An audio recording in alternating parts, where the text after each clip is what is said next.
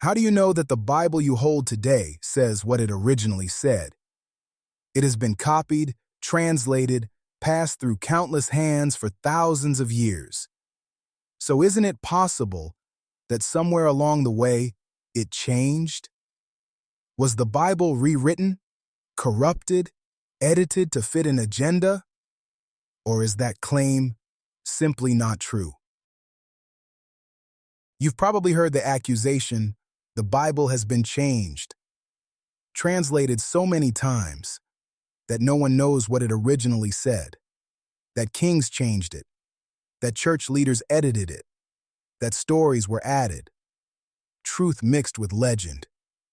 And honestly, at first glance, that sounds believable. Ancient documents copied by hand? Across centuries? How could anything survive that accurately? Let's start with something most people never hear. The New Testament is not supported by a handful of copies. It is supported by thousands. More than 5,000 Greek manuscripts. And when you include ancient translations into Latin, Coptic, Syriac, and other languages, the number becomes far larger. Now compare that to other ancient works. Julius Caesar's writings, only a small number of surviving copies.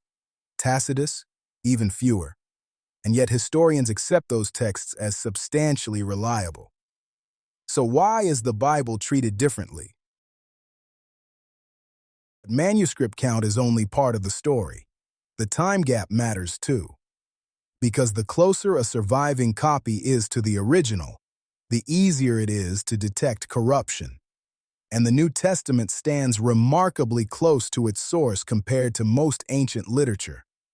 That matters. Because the longer the gap, the easier it is for legends to grow. But that is not what we see here. Now let's talk about one of archaeology's most amazing discoveries, the Dead Sea Scrolls.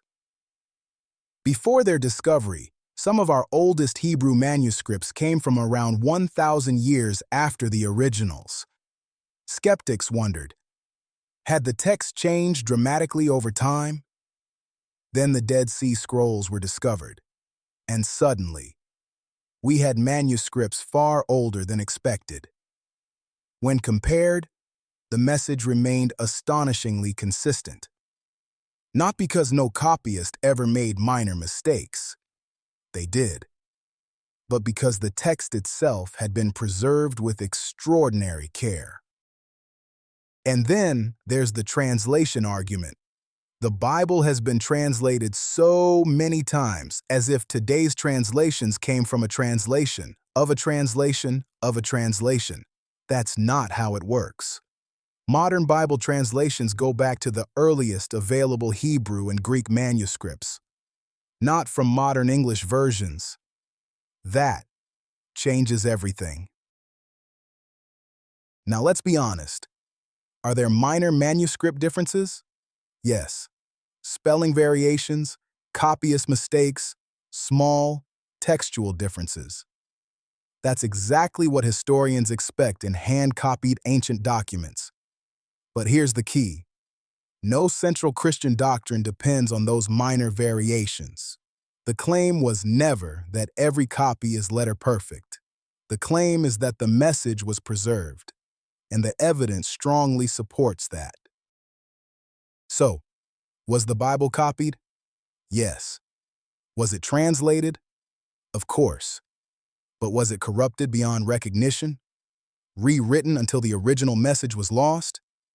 The evidence says no, and that raises a much bigger question. If the Bible has been preserved this carefully, what does it say? That's worth preserving.